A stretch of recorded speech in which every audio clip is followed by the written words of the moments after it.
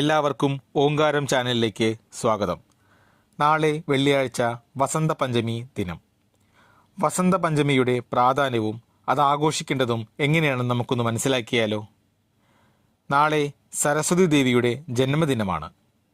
വസന്ത ഋതുവിൻ്റെ ആരംഭം കൂടിയാണ് നാളെ. വിദ്യാഭ്യാസത്തിൻ്റെ ദേവിയായ സരസ്വതിയെ ആരാധിക്കുന്ന പുണ്യദിവസം.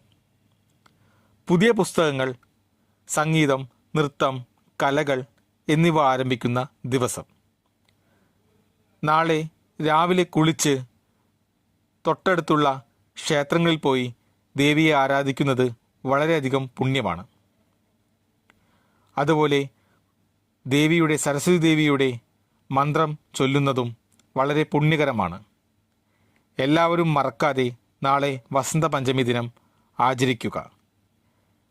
എല്ലാവർക്കും ഈ ചാനൽ ഇഷ്ടപ്പെട്ടിട്ടുണ്ടെങ്കിൽ സബ്സ്ക്രൈബ് ചെയ്യുക, ബെൽ ബട്ടൺ അമർത്തുക, ഷെയർ ചെയ്യുക.